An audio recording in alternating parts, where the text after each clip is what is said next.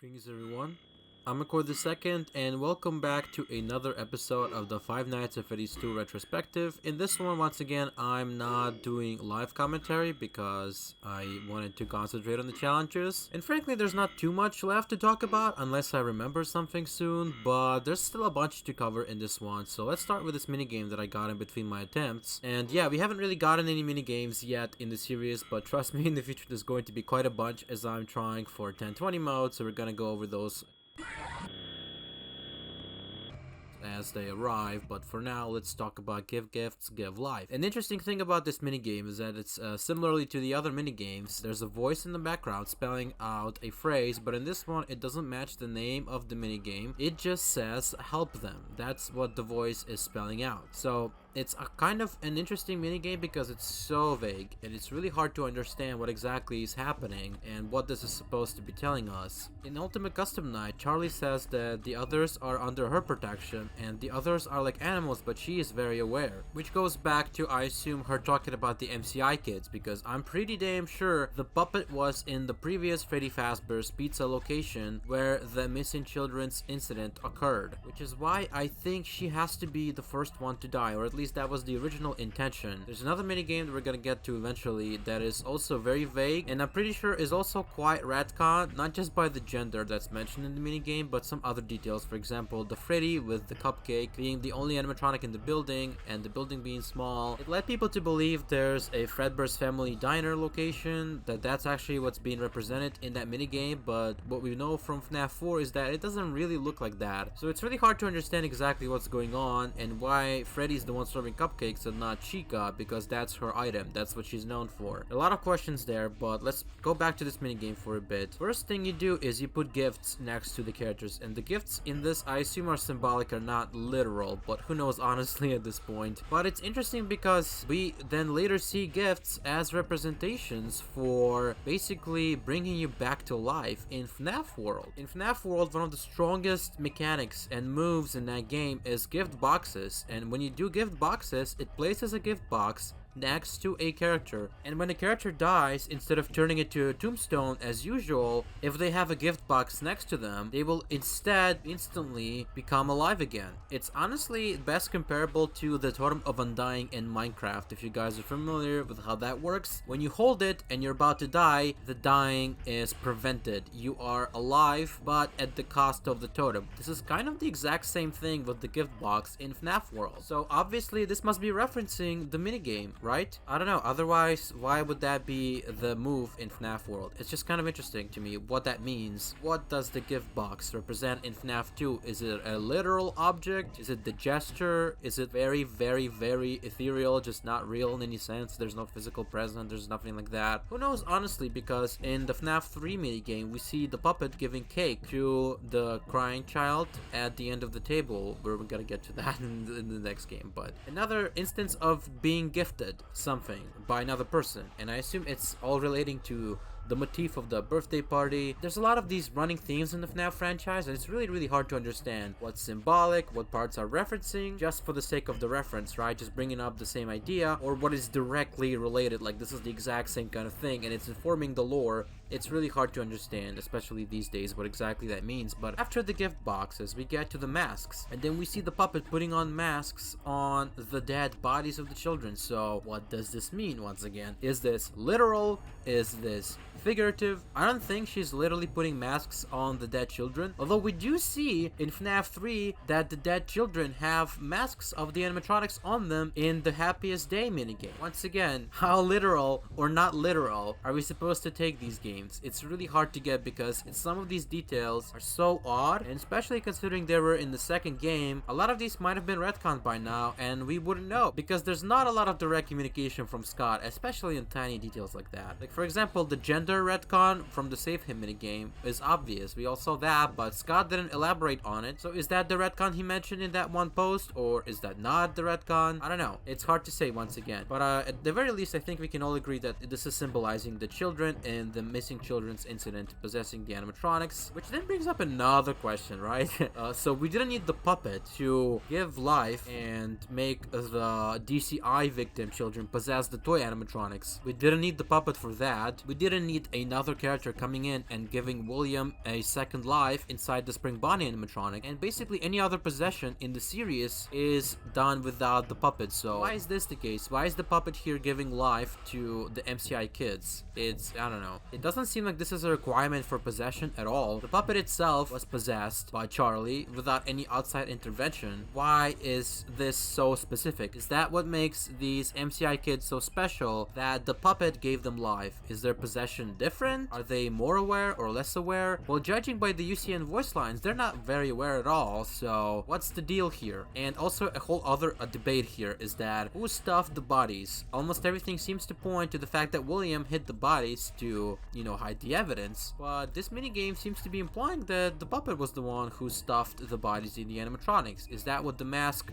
putting on is supposed to represent? Again, it's all very confusing and I have no idea what this minigame exactly is trying to tell us, but obviously I'm skipping over the elephant in the room. In the middle of the room, there's a fifth child. It's just there on the screen for a single frame before a Golden Freddy jumpscare appears. So obviously that's the fifth missing kid, Cassidy, the other Golden Freddy spirit, which I believe in the Golden Duo theory, as people dub it these days, that there are two spirits inside Golden Freddy, which explains pretty much everything we need, at least up until the later games in the series. This pretty perfectly explains the difference between the kid from FNaF 4 and the fifth missing kid being two separate characters, and I don't believe the theory that they're the same character. I think that's total nonsense. But again, what is this trying to say? That Cassidy was not given life by the puppet? Is that why Cassidy's possession is different? Well, again, seems like the MCI kids possessing their animatronics is pretty damn similar to the toy animatronics being possessed by the DCI kids, or the puppet himself being possessed by Charlie's spirit, or I don't know, any other possession basically. So again, what makes this so specific? Why did we need to see the puppet giving life to these 5 animatronics? And did the puppet even give life to the 5th one? Because we didn't see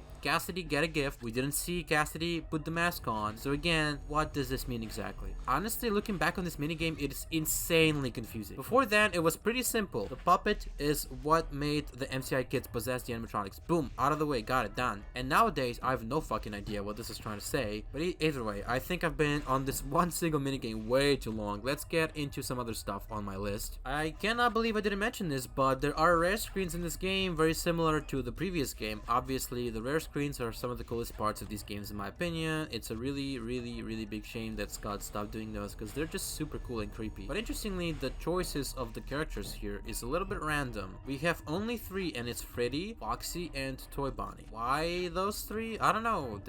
I don't know, he felt like it, I guess. But what makes Toy Bonnie different from the other 2? This might have been part of a theory at the time that one of those 3 was the culprit for the bite of 87, but as we now know, pretty much confirmed in the week before, Foxy did the bite. So I guess that was correct, but I don't know. I still like to cope and imagine it's actually Mangle because that just makes so much more sense and it's way better theory, but whatever. The week before is there, cannot ignore it. It basically just spells it out that it was Foxy. If you don't know what I'm talking about, watch the previous series on the previous game. I discussed the week before in that series at nauseam because I've actually read it myself. Unlike this other story that I'm gonna be bringing up right now, I guess, because why not? It's a good segue. There's this one Fazbear Fright story that is directly related to FNaF 2, and it's called Sergio's Happy Day, Lucky Day, something like that. Sergio's Lucky Day, whatever. In short, it's a kind of a weird story where I don't even know why Balloon Boy is in that story. It could have been basically anyone else, any other character, but the idea is that there's this weird toy that is oddly sentient in a way, and it talks to this guy and gives him life advice, and it just sometimes gets him good advice, and then he becomes obsessed with the toy. Whatever, if you want to look at some kind of summary or read it yourself, it's in the Fazbear Frights, I don't know which book,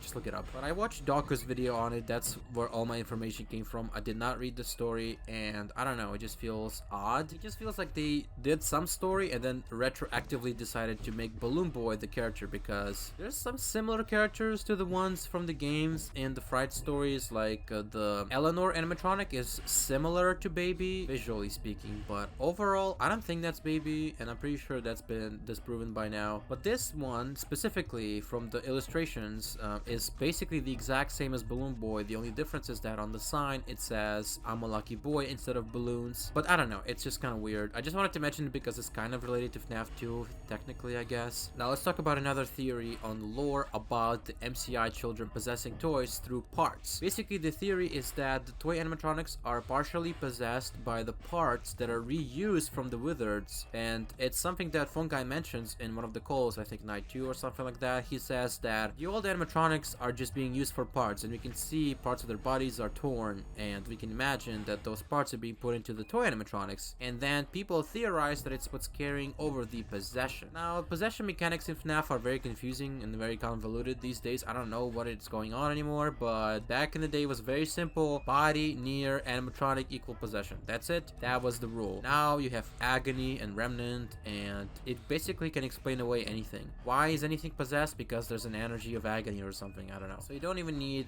to construct an intelligent theory. You just say agony. It's like the one word. It's kind of like the dream theory, honestly. Like, it's the one OP explanation for anything. Oh, why are the fucking Minorinas possessed? Agony. Okay, why is stuff going on in the Fazbear Frights? Oh, it's agony. You know, whatever. So I don't know if this theory holds up very well. But also, we know about Remnant that it's supposed to be in the endoskeletons. It's the endoskeletons themselves that contain the spirit, as according to anything we know about the Funtime animatronic possessions and the Molten MCI theory, with Molten Freddy having the remnant of the MCI kids inside him and all that stuff. So I don't think this theory is very true, but then again, we have agony, which is a whole other mechanic in this fucking franchise, and I don't think it's limited. It basically means that anything can be possessed, any object can have the negative emotions of people attached to them. I don't know. Modern FNaF lore, I'm not fucking with it. I'm gonna just be honest with you. It's just so confusing. It's so convoluted. There's so many explanations for all kinds of stuff. You can't really pinpoint something specific down, but I just wanted to mention this theory because it's a popular belief. Personally, like I said earlier, I believe that the toy animatronics are possessed by the DCI children, and that's enough for me. I don't need any other details on top of that. Another interesting theory about a minigame, it's the Foxy Go Go Go minigame, which is a kind of a cool theory. I kind of like it in a way, but also there are some problems with it. I'm gonna mention them, but first I'm gonna basically summarize the main points, and the main points is that why we're showing the Foxy Go Go Go minigame, it's to show that Foxy knows of the disguise, which is why he does not react to the mask. He's not fooled by it because he has seen Purple Guy put the costume on and kill kids before Foxy himself was possessed by Fritz, one of the killed children. It's kind of a cool theory, but there's a lot of problems with it. First of all, the children were stuffed inside the animatronics, so how was it Foxy specifically who saw the kids and none of the other characters? Second of all, we know that the children were led to and killed inside the safe room and not in front of Pirate's Cove, as it's shown kind of in the minigame. Again, these minigames do not seem to be portraying things literally. It's all very confusing. So again, as much as I like this theory, it sounds very cool on paper, but I think those plot holes kinda kill it. And yes, I mentioned this briefly before, but in the Save Him minigame, the child that becomes the puppet, obviously Scott changed his mind. He then changed Charlie to be a female character and the protagonist of the Silver Eyes trilogy of books, which is a different canon from the games, obviously, because things just don't line up at all. And yeah, that's just one of the retcons. And then again, how many retcons were there? And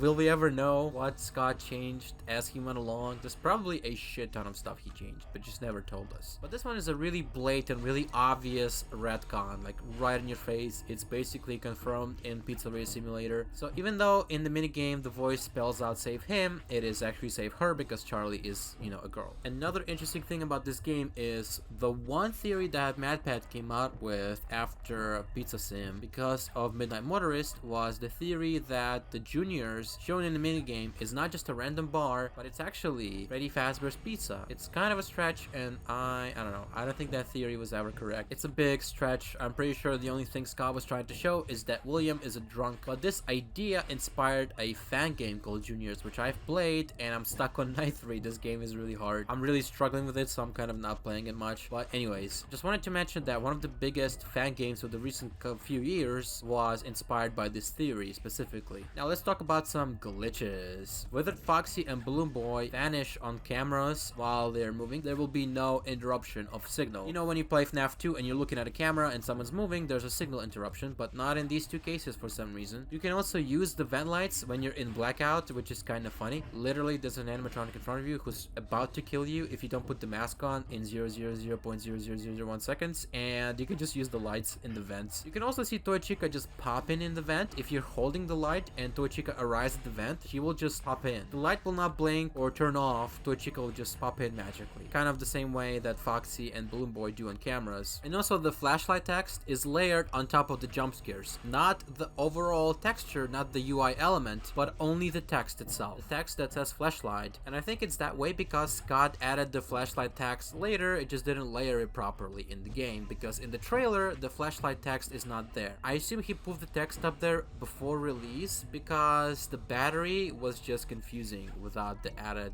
context. And I just wanted to briefly mention gameplay in general. I didn't touch too much on this, but there's a lot of problems with gameplay in this game, and I get them. The music box is way too demanding. Foxy can be a little bullshit. Toy Bonnie is mega bullshit. And a lot of people complain that the problem is every single character except for two is dealt with the mask. I don't fully agree with that sentiment. Every animatronic does have something unique to them. Overall, yes, ultimately just put the mask on, but at the same time, they do have their own mechanics. Balloon Boy and Toy Chica will not be forgiving. If you don't put the mask down, they will kill you. Toy Bonnie will initiate a blackout when you put the mask down, and also he has a chance to not do the blackout while the mask is on. Mango will enter the room but will not kill you instantly. Then you have the other animatronics, Toy Freddy, Withered Chica, and Withered Bonnie, and Withered Freddy, which initiate their blackouts in the way that they do. So yeah, almost everyone is a little bit unique. I don't think it's really against the game to say, oh, every animatronic is beaten by the mask. It's so uncreative, because you can literally say that about FNAF 1.